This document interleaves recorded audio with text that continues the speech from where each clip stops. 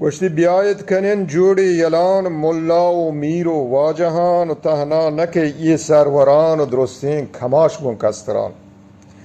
ما قوم بلوچ پش کبتگین شب چه بغیر روچ وابتگین قومان دیگر دیما روان ما ود پود جنگ و جوڑان.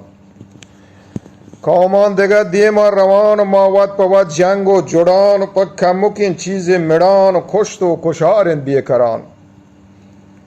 چه دیم و چا دیما مران و هر دیم وطیگن شیر نران سالون کو ٹھلین نو گلان شر صورت و دریا دلان. شر صورت و دریا دلان زارا پهونان لیدوران شاده کننتن دشمنان وحدی که ما گندن اشان عرص شلن چون ترگلان. وحدی که ما گندن اشان و عرص شلن چون ترنگلان چون نبی دل ایمران. گشتی آچاکر یلی نام یر کتک آچاکر یلی نام یر کتک جنگی گو هندوان کتک تاجی بسر شاهی کتک و گوهرام گو شیران لیب کتک و گو چاکر جنگا شتک کمبر وطی زحما جتک. کمبر وطی زحما جتک و بندیگ چه بند آزاد کتک. گشتی جمعه چه سرحد دمک گون لشکر و براتی کمک بیگانگان داتا درک.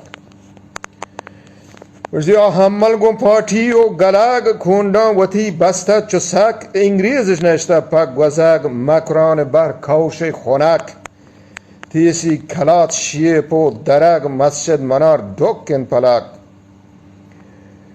تیسی کلات شیپ و درگ مسجد منار دکن پلک. گشتی آب پیشی بلوچان چوش کتک.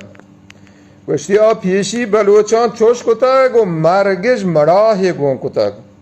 ما کبتگین دیم پر شکون تریاک و چرس و بنگ و بونگ بیاید کنین عهد و قرار دیم دشمنان یک دست بکار هنچو شکاری بر شکار.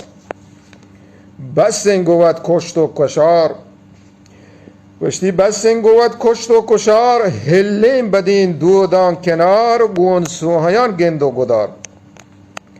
هلیم بدین دودان کنار سونچین و نندن بار و بار و گون سوهیان گند و گدار سبز کنن ما هشکندار باور نکن گودا بچار.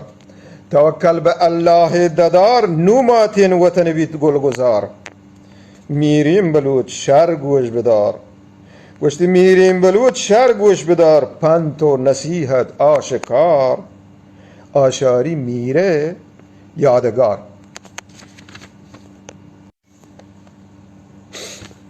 بسم الله الرحمن الرحیم.